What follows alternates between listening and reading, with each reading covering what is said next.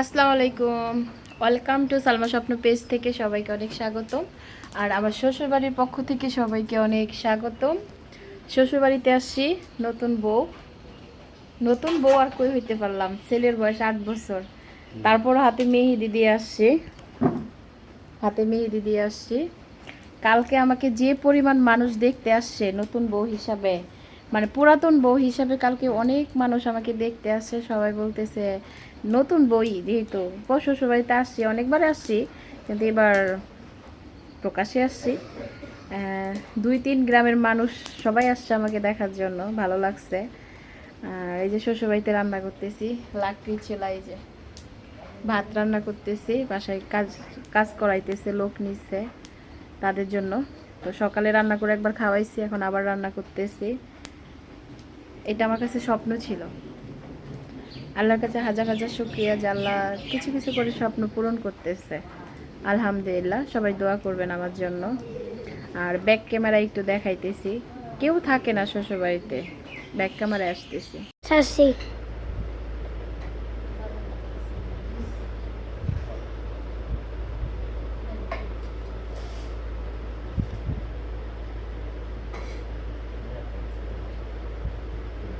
শ্বশুরবাড়ি আসার অনুভূতিটা একদম গুড, ভেরি গুড।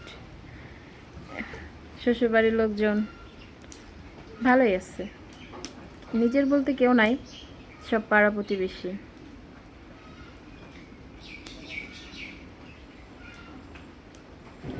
দোয়া করবেন সবাই।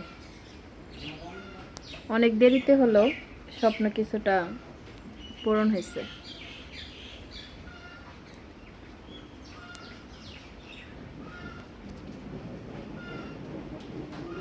মুরগির ডাক শুনতে পাচ্ছেন?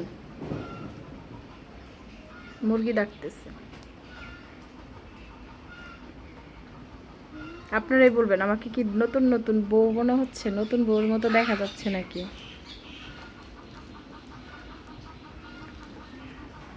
সারা জীবন তো গ্যাসে চুলায় রান্না করে খাইলাম, নয় এখন একটু লাকড়ি চুলায় রান্না করলাম।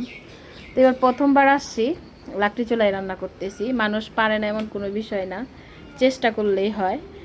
আর এই যে বাড়িঘরের অবস্থা।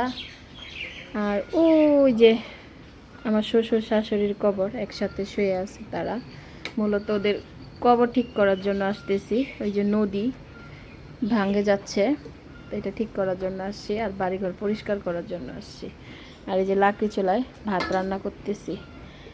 রান্না অলরেডি শেষ, ভাত হয়ে গেলেই। ভালো থাকবেন সবাই।